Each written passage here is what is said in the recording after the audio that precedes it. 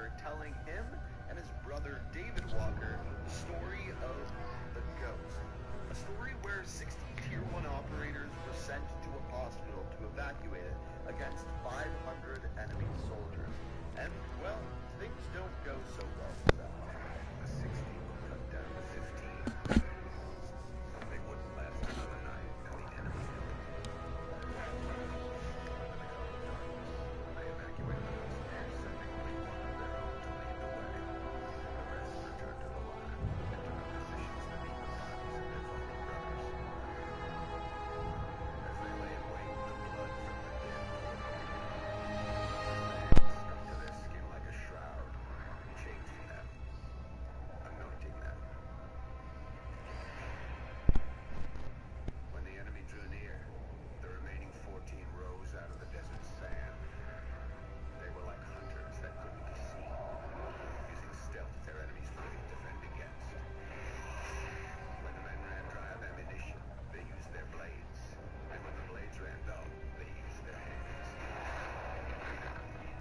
When the dust and sand had settled, only one of the enemy had survived. He was picked up in the desert, wandering aimlessly, traumatized. He expressed warnings to others before so menacing. He could only describe the supernatural.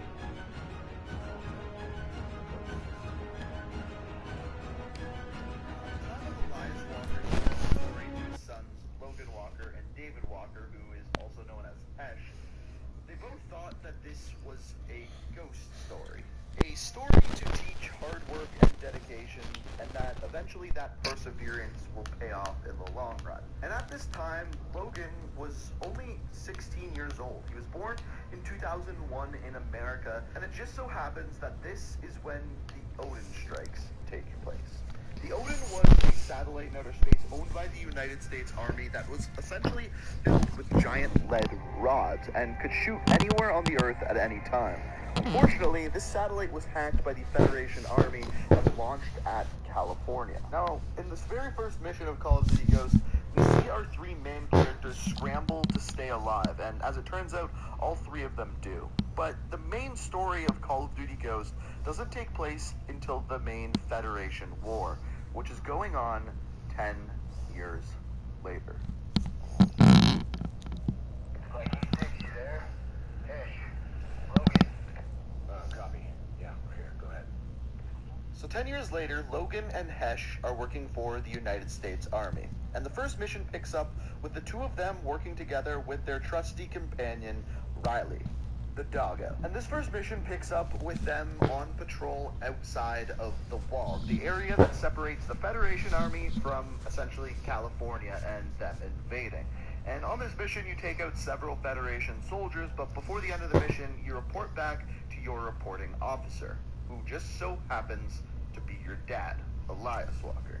Now, your father's next instructions are to send the two of you into No Man's Land, a very dangerous area occupied by Federation soldiers. He says that he chooses you because you're the only two that he can actually trust. He sends you in there to gather intel. Now, on this mission outside of the wall, Logan, Hesh, and Riley eventually stumble upon a captured soldier wearing a ghost mask and being interrogated by the head of the Federation Army, Gabriel T. Rourke. Now, the character who is being interrogated is known as Ajax, and the three of you decide to try to go and lend a hand. This is when the three of you get attacked by wolves. And when it looks like all is going to be ended by these four-legged creatures, two other soldiers show up. Once again wearing masks, the two, Merrick and Keegan, save the day. And the five of you are sent into the baseball stadium to rescue Ajax. After fighting your way through many Federation soldiers, you wind up in one of the baseball team's locker rooms and end up finding Ajax, who is in much less than good shapes, and greets you guys with some disturbing information. How is he? It's bad. Son of a bitch. Hang in there, Ajax. Hang in. Who's Rourke? He's targeting. Look. The wall. Come on, hang in there, Ajax. He's gone. Damn it. So, clearly from that cutscene, Ajax doesn't make it, but he gives you some really important information. Rourke is hunting ghosts, and up until this point, you weren't sure if these ghosts were even real. Now, after evacuation from this mission, you find out that your father, Elias, has gone into battle and needs help, is stuck in battle and needs extraction. So your next mission is to go in and save your father. And things are going relatively well until you eventually get stuck in a burning building. And when it looks like everything is going wrong, you're getting attacked by an enemy soldier, your brother comes to your rescue. But he isn't able to save you from the fire. That is until you get extracted, and one of the most surprising things in the entire game happens.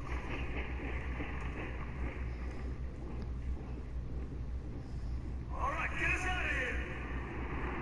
Hey, we're not going anywhere. Calm down, kid. Hey! We just saved your asses! Didn't need your help! The hell you didn't! Good! All of you! We have to go back. Our dad's down there, and we're not leaving without him. That's real admirable of you.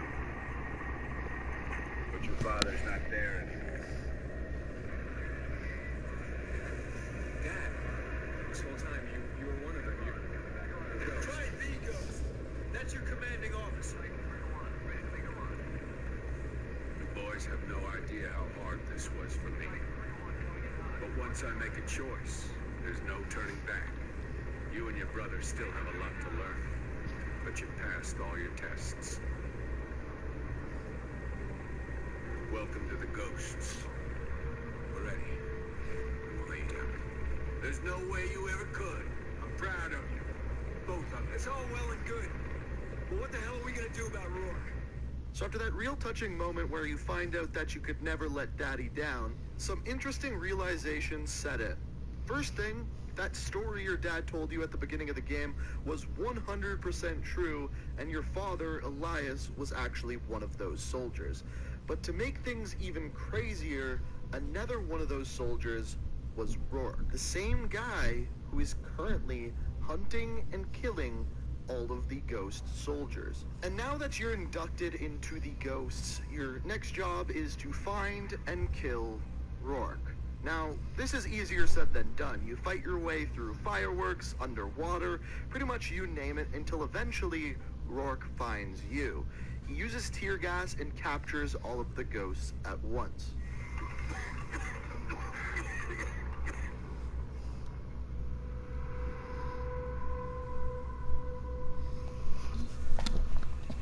Your guess was banned from more. You did the work, now you're gonna die. You're awake. Good. Nice to have the family back together, isn't it? We're just missing our quiet friend. Where's Keegan? You know I'm not telling you a damn thing. No? Let's see if I can change your mind. Easy, Junior. I ain't even started with you yet. Logan, look at me. Look at me, son. That's right. You look good. So this is one of the most intense scenes of any Call of Duty game. You're being interrogated by Rourke, and specifically Rourke wants to know the location of Keegan, but your father, being the good soldier and friend that he is, will not tell him. But here's what you have to understand. Rourke is definitely the most mad at Elias. You see, years ago, they went on a mission together, and they ended up having to leave Rourke behind. He got lost on a mission, and they looked for him for days, but they couldn't find him. The people who ended up finding him were the Federation soldiers. We'll dive more into that in a little bit. But during this interrogation, Rourke definitely takes out his angers on Elias, and, well, this is what ends up happening. And he's gonna get to watch you die.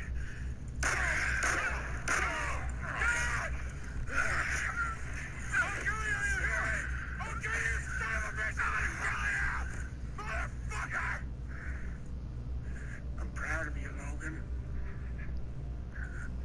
Everything's gonna be okay. You are right, Elias. I'm not a ghost. I'm the man that hunts them and sends them. back to the other side.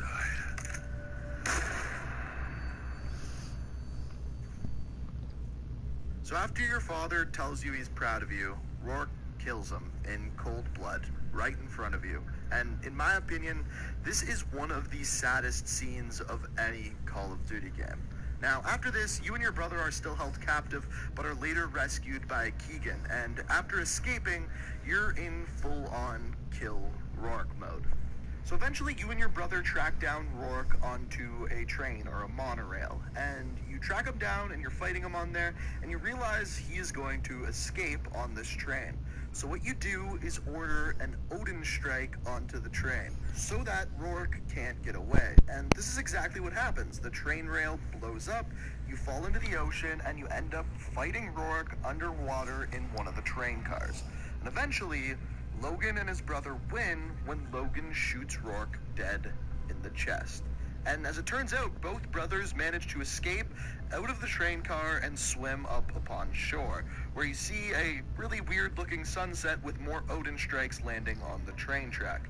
And everything is hunky-dory. The game ends, it looks like you've beat the Federation by killing Rourke. Right? Wrong. Halfway through the credits, this is what we see.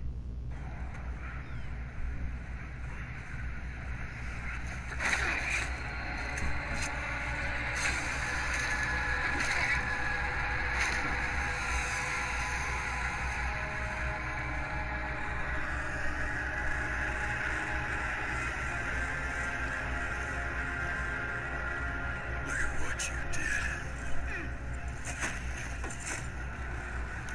You're good.